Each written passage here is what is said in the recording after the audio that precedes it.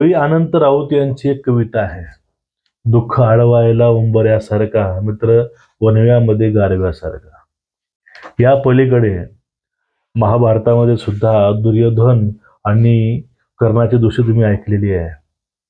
ही वाईट जो का दुर्योधन होता दुष्कर्मी, त्याच्या मैत्रीमुळं हाकनागत जीव हा कर्णाला गमवावा लागला. जेणेकरून ते सगळ्यात मोठा धनुर्धर असताना सुद्धा.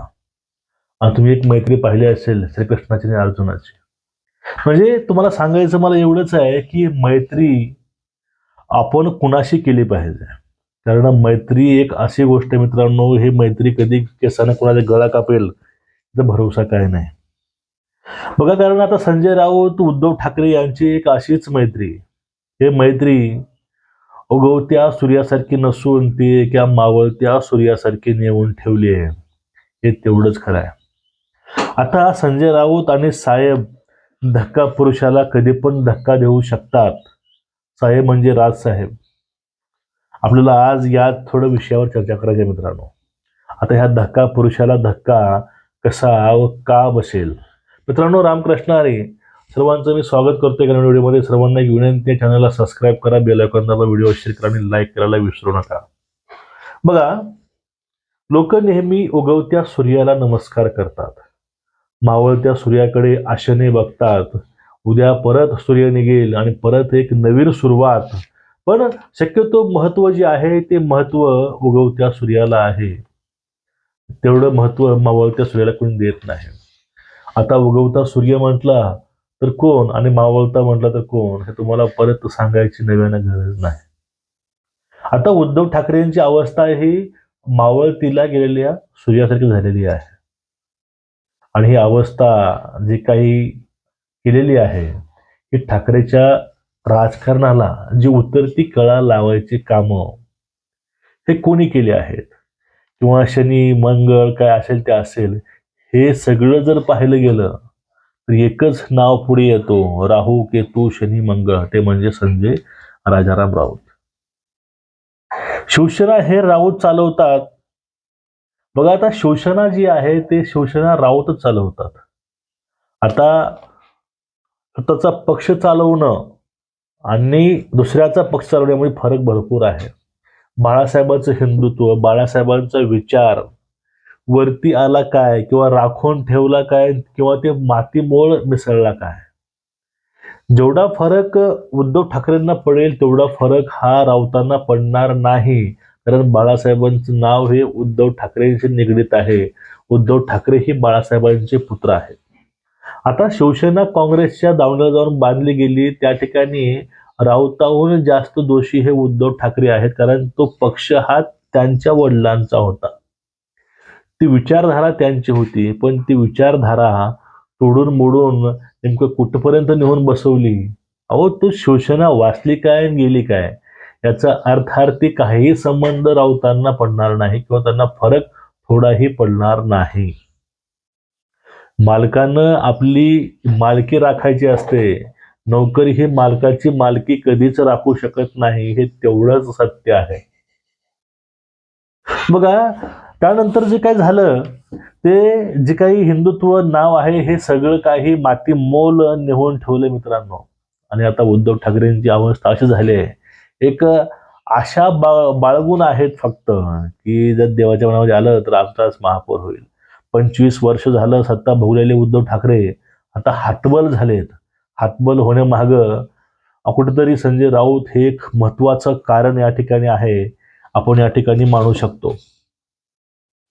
ज्या प्रकारे संजय राऊतांना जसे जमल तसं त्या पद्धतीनं किंवा ते लेवलला जाऊन त्याने शिवसेनेला डॅमेज केलाय.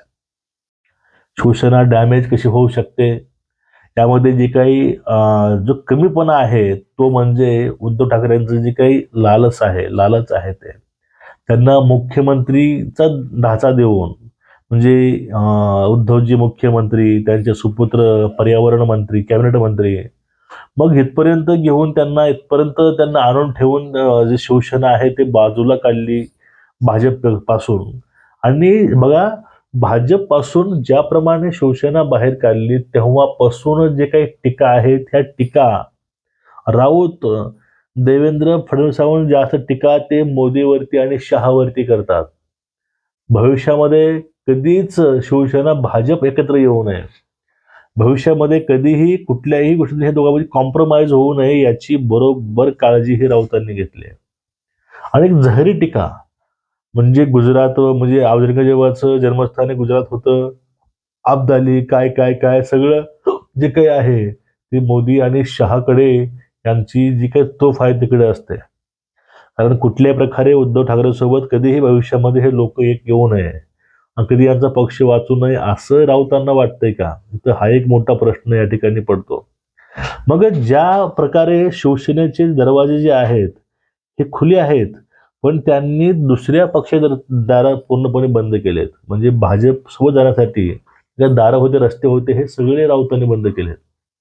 म्हणजे कुठल्याही लेवलला विचार जर केला तर त्या विचारामध्ये हे शिवसेना बसत नाही. हिंदुत्व असेल किंवा टीका टिप्पणी असेल, ह्या कुठल्याही गोष्टी असतील, ह्या सगळ्या गोष्टी जर पाहिल्या गेल्या तर अशी एक टक्का सुद्धा गॅरंटी नाही की ह्या पक्षाला परत भाजप सोबत घेईल, एक नवीन उभारी देईल. मग या ठिकाणी जे काही थोडेफार काही उरले सुरले काय आहेत ते सुद्धा यांनी साहेबांना सोबत घेऊन त्यांनी याचा पण काटा काढलाय. आता उद्धव ठाकरेंना भाजपपासून वेगळं केलं, त्यावेळेस उद्धव ठाकरे हे मुख्यमंत्री होते, त्यावेळेस हे गुणगान हे पवारांचं गायचे, शरद पवारांचं. साहेब साहेब शरद पवार समजायला 100 जन्म घ्यावे लागतील, अशा अनेक गोष्टी ह्या बोलायचे. आणि आपण आपला मालक हा आता शरद पवार आहे दाखवायचा त्यांनी प्रयत्न सुद्धा केला. पण आता या नंतर जे झालं त्यांना कळलं की आता शरद पवारांपाशी काय राहिलं नाही. कारण आपला जर पक्ष फोडला आपणच फोडलाय, पण आपण ज्याच्या भरोशावर आलो तो आता राम भरोसा आहे. म्हणजेच शरद पवारांचा सुद्धा पक्ष फोडला गेला, पक्ष फुटला, पवारांचं चिन्ह नाव सगळंच गेलं. मग या ठिकाणी त्यांना कळलं की आता जे काही आपले लहान विधानसभा म्हणजेच बीएमसी निवडणूक आहे, यामध्ये आपल्याला आता शिवसेना जे उरले सुरले त्यासाठी आपल्याला आता साहेबांना सोबत घ्यावं लागेल. म्हणजे राजसाहेबाला सोबत घेतलं मराठीच्या मुद्द्यावरती, कुठेतरी पुढाकार या ठिकाणी राऊतांनीच घेतला होता दोघांना सोबत घ्यायचा. मग यांना हे माहिती नाही का, जर आपण जर राजसाहेबांना सोबत घेतलो, उत्तर भारतीय मतं जे आहेत ते मतं, त्यानंतर अमराठी मतं, त्यानंतर मुस्लिम मतं, त्यानंतर दलित मतं, हे जे काही मताचं काही राजकारण आहे, हे राजकारण मुद्दे या ठिकाणी काँग्रेस जर सोबत नसेल तर आपल्याला या ठिकाणी हे मतं पडतील का, याचं गणित त्यांनी केलं नसेल का? म्हणजे राऊतांना हे माहिती नाही असं मला वाटत नाही. त्यांना पूर्ण माहिती आहे की आपण एकमेव राज ठाकरेंना सोबत घेतलं, आपल्याला मुस्लिम मतही पडणार नाहीत, आपल्याला उत्तर भारतीय मतही पडणार नाहीत, गुजराती अमराठी मतही पडणार नाहीत, याची पूर्णपणे खात्री या ठिकाणी उद्धव ठाकरेंच्या संजय राऊतांना होते. म्हणून त्यांनी या ठिकाणी आग्रही होऊन त्यांनी एक असं वातावरण मागे निर्मित केलं की दोन ठाकरे ब्रँड 2 ठाकरे एक होतील आणि काय काय होईल. नेमकं स्वप्न दाखवायचे काम फक्त उद्धवजीने केलेले आहे. स्वप्न दाखवून यांना एवढं वर नेऊन ठेवलं, पण त्या ठिकाणी त्या उंचीवरून उद्धव ठाकरेंना खाली आपटण्यामध्ये या ठिकाणी हा जो काही महत्वाचा हात आहे, हे हात राऊतांचा आहे, हे आपल्या या ठिकाणी लक्षामध्ये येतं. आता संयुक्त त्यांनी मुलाखत घेतली, पाठीमागं दोघांची मुलाखत त्यांनी अवलंबली होती, आयोजित केलं होतं मुलाखतीचं. त्यामध्ये त्या व्यक्तीला बोलवलं महेश मांजरेकरांना. महेश मांजरेकर, राऊत आणि 2 ठाकरे यांची मुलाखत चालू झाली. त्यामध्ये जे काही झालं, जे काही तिथं मांडलं गेलं, हे सगळं उद्धव ठाकरेच्या ऑपोजिट होतं. त्यांनाच ते एक्सपोज करत होतं. प्रत्येक प्रश्न कोणत्याही प्रकारे कसं या ठिकाणी डॅमेज करता येईल ते त्यांनी त्या इंटरव्ह्यूमध्ये केलेलं आहे. आता विषय येतो ह्या बीएमसी नंतर करायचं काय.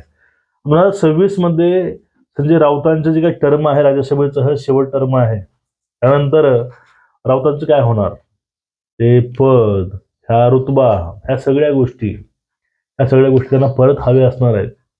मग त्यांची सध्या धडपड चालू आहे आणि हे कुठल्याही क्षणी या ठिकाणी उद्धवजींना धक्का देऊ शकतात. ते कधीही या ठिकाणातून बाहेर पडू शकतात. सोबतच साहेब सुद्धा यातून बाहेर पडतीलच. कारण साहेबांची युती फक्त ह्या बीएमसी पुरती होती, हे पाठीमागे त्यांनी सांगितलेलं आहे त्यांच्या भाषणामधून. आता नेमकं हे धक्का कधी देतील आणि संजय राऊत साहेब हे धक्का पुरुषाला धक्का देऊन एकटे कधी पाडतील सुद्धा बघणं अतिशय महत्वाचं आहे किंवा आवश्यक आहे. तुमचं एकूणच या प्रकरणावरती मत काय नक्कीच व्यक्त होत राहा मित्रांनो. व्हिडिओ शेअर करा, चॅनल सबस्क्राईब करा, बेल आयकॉन दाबा. रामकृष्ण हरी.